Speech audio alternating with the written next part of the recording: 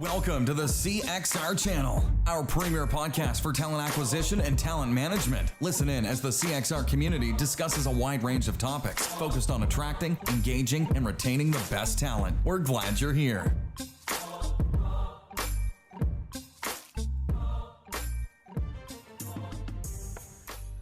All right. Hi, faithful listeners and watchers alike. I'm Chris Hoyt, CXR president and your ringmaster for today's expertise segment of the Career Crossroads podcast. Now, for the next 10 minutes, we're going to talk with an industry leader or practitioner that's opening up and sharing with us one thing they think we should know. It might be lessons learned, victories, defeats, or just insights based on their own experience. Either way, you're getting a quick chat with them here and on our other weekly episodes. So as my uncle used to say, it's time to quit picking your seat. Go ahead and sit down and settle in for a listen.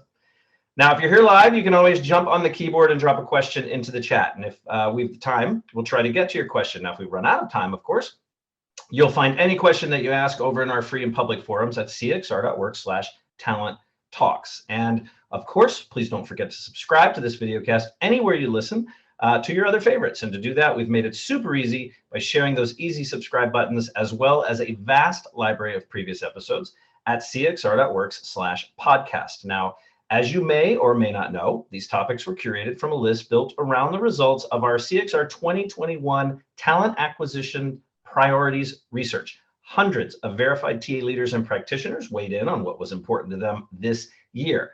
And if you're wondering if recruiting automation is more of a priority for most than critical hiring, ethics in recruiting, or DE&I strategies, you can head over to cxr.works and look for the 2021 Priorities Report within the Research and Report section of the site. So check it out. With all of that, let's get to the greatest show on earth today, shall we? Today's guest is Jeffery Moss. Now, Jeffery is the founder and CEO of Parker Dewey. And for those who may not know, Parker Dewey is a platform that helps organizations identify, engage, assess, and hire college students for both internships and full-time roles. And most recently, we have found is garnering some real interest around the idea of experiential work and something called micro internships. Jeffery, welcome to the Big Tent. Thanks so much, Chris. Great to be here. Although that's a pretty high bar you set. Well, you know, it is a circus. Yeah, but I'm not sure I'm an expert in anything, but certainly appreciate it. Well, so let's Maybe talk about a sideshow. Why should anybody listen to what you have to say, Jeffery? Like, give us sort of the escalator pitch of who Jeffery Moss is. Yeah, so I founded Parker Dewey, as you said, really to help fix the pathways from college to career. And the way we did it was coming up with this concept of the micro internship. And for those folks who aren't familiar with micro internships, these are short-term paid professional projects completed by college students or recent grads on behalf of busy professionals. Now, micro internships, they don't replace summer internships, don't replace full-time jobs, but where companies use them is a pathway to sort of build their brand with college students who may not know their brand, or to engage students who may be missing out because they don't go to the right focus school, or the test drive candidates, really to assess their skills by seeing their real work on these short-term projects, things like communication or problem solving or attention to detail, those things that we know are vital for a great hire, but are just so difficult to tell from a resume or from an interview. Yeah, and I think it's important to call out, I think you may have mentioned this in the green room too, this micro internships or this type of internship is not to be confused as something that would replace a standard internship, right? No, it doesn't replace an internship, doesn't replace a co-op or apprenticeship or a full-time hire. The best way to think about it is actually what one of the college students said years ago. He said, this is like job dating. He said, we're being asked as college students to jump right into the engagement of a summer internship or apprenticeship, or the marriage of a full-time role, which is by definition a high-stakes decision. It's a high-stakes decision for a college student that may not be sure of what company they want to work for, or may have preconceived notions of Pepsi as a soda company, so they're not thinking about strategy or finance roles, or have preconceived notions about their fit at a company because they might be a first-generation college student. These short-term projects let them date. They let them get a real experience with the company to learn about that organization, but also to showcase their skills. And in the same way, it's a date for companies that before committing to the 10-week summer internship, before committing to the full-time hire, here's a way to actually engage or assess individuals, especially those from underrepresented backgrounds who might not otherwise wind up in your recruiting pipeline. So Jeffrey, if we're going to start dating, how long are we going to start dating for? Yeah, typical micro internship takes a college student between 5 and 40 hours to complete, and they're typically due a few days to a few weeks out. And that's part of the reason this model works is look, we've seen this emergence of the gig economy over the past 10 years, that for the first time, professionals, a lot of times without HR teams even knowing it, professionals are going and using freelance platforms to outsource projects that are professional. So we're not talking drive me in a Lyft or go deliver my food, but professional projects that may not be the best use of their time.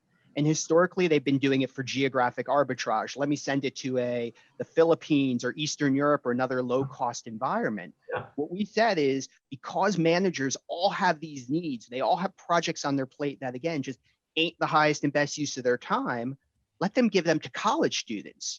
The managers are happy because they can offload their work, and the college students are motivated to exceed expectations because they, again, all have these projects on their plate they can't get to. And at the same time, for HR professionals, here's a great way to build your pipeline year round.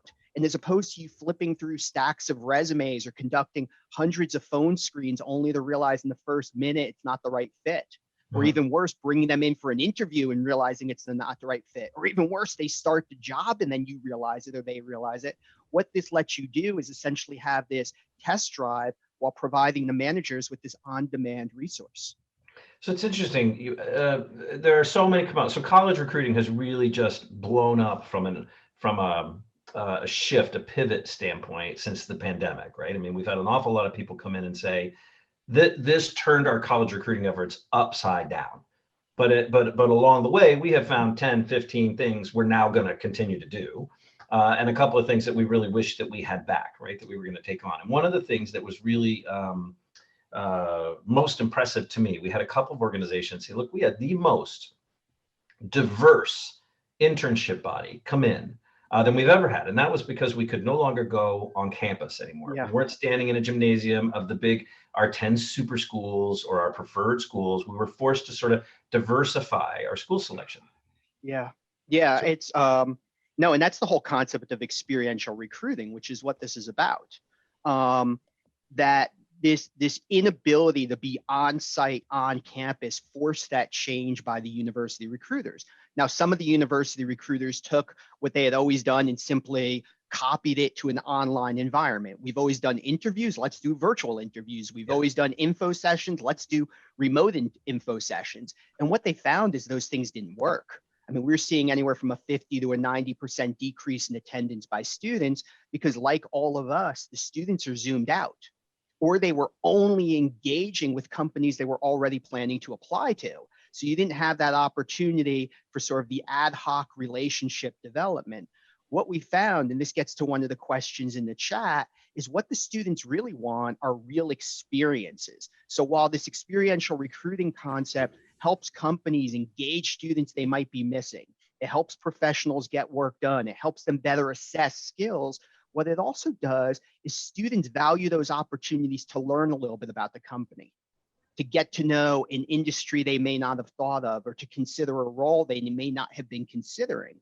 And that's really, really vital, not just for the students, because again, it helps them make the right decision, but with 55% of all recent college grads leaving their first job in the first year, like this helps companies make better hiring decisions and overcome those challenges of retention or attrition. The other thing I would say, and again, back to the point about learning about a company, no, this doesn't replace the internship. They are not going to learn as much in 10-hour project engaging with one manager as they would through a 10-week or 12-week summer internship or apprenticeship. But again, that's not what we're trying to replicate. Are they going to learn more through a real experience with a company about its culture? Or are they going to learn more from sitting in an info session where someone's reading off the talking points? We would argue that real experience. And do you think that there is sort of I mean, I'd love to know what the students are coming back with when they're done, the sort of an A/B, right? So I did a full-blown internship versus I did a micro internship, a short-term internship. And do I feel as connected with the organization? Did I appreciate this sort of hit it and quit it? Like I'm in and I'm out in a number of weeks and I learned a lot about the company, but it's not, from a student's perspective, it's not an A/B. Again, back to that dating metaphor. Students are doing these projects maybe sophomore year, even freshman year. I think I want to do marketing, but do I want to do marketing analytics versus SEO versus PR? Well, let me try different projects. Or do I want to work at a big company or small company? Or I want to do marketing, but I never thought about a firm like Train Industries. I never heard of Train Industries. Well, there's a great micro internship. Let me go try it. And then they learn about that organization. And that way, by the time they start applying for summer internships, they're doing so with some scope or some content or some context to know, do I like big company or small?